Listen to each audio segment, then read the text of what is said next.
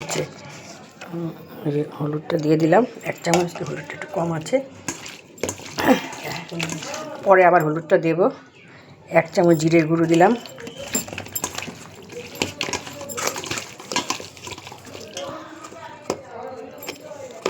1 চামচ ধনের গুঁড়ো দিলাম, এই 2 চামচ দিলাম ধনের গুঁড়ো। একটুখানি ঝাল লঙ্কা দিলাম,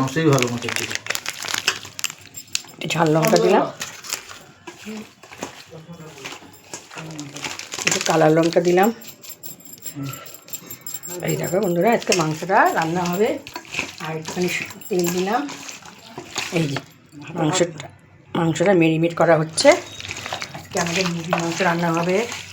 এটা ধনে 1 চামচ, ধনে দিলাম 2 চামচ, জিরে দিলাম 1 চামচ, হলুদ দিলাম 1 চামচ, কালার লঙ্কা দিলাম, ঝাল লঙ্কা দিলাম। আর এদিকে পেঁয়াজ রসুন সমস্ত বেটে রেখে দিয়েছি, বাটবো।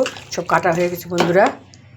মাংসটা হবে, তোমাদের পরে আবার রান্না যখন হবে তখন আবার দেখাবো। এদিকে আলু কেটে রেখে দিয়েছি। এই দেখো আলু কেটে রেখে দিয়েছি। হ্যাঁ, দেখো মাংসটাকে কষাচ্ছি। 2টো কাঁচা লঙ্কা দিয়ে দিলাম, এই যে আস্তে আস্তে কাঁচা লঙ্কা দিলাম, দারুণ লাগে খেতে, দারুণ দারুণ। এই যে কাঁচা লঙ্কা দিলাম, এই দেখো কষাচ্ছি মাংসটা কষাচ্ছি। দেখো মাংসটাকে কষাচ্ছি বন্ধুরা। তোমরা কে কে খাওয়া মুরগির মাংস? তো রবিবার দিন ভালোই লাগে বলো। এই মাংসটা একটুখানি আমি অন্যরকম করে করলাম। তোমাদের তো মেরিনেট করা সব। এখন এটার মধ্যে একটুখানি বাদাম টাদাম দিয়ে টক দই দিয়ে সব কিছু দিয়ে মেরিনেট করে রেখেছি। সবসময় তো সম্ভব না দেখানোর বন্ধুরা, তাই তোমাদের রান্নাটাই দেখাচ্ছি। আর আমি একটু চা নিয়ে বসেছি, দুধের চা। এই যে দুধের চা খাচ্ছি। মেরিনেট করা হচ্ছে মাংসটা। এই দেখো কষা মাংস ঝোল হবে, কষা হবে।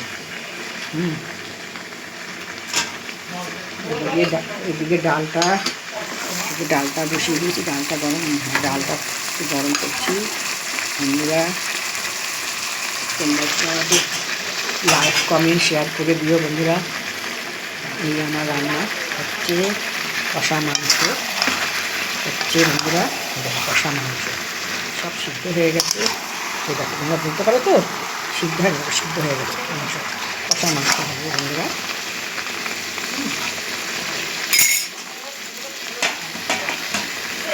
আমি সামান্য একটুখানি জল দিয়ে দিলাম।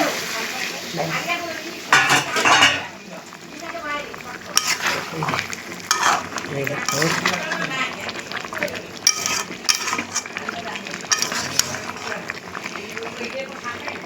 এই যে কষানো হয়ে গেছে মাংসটা।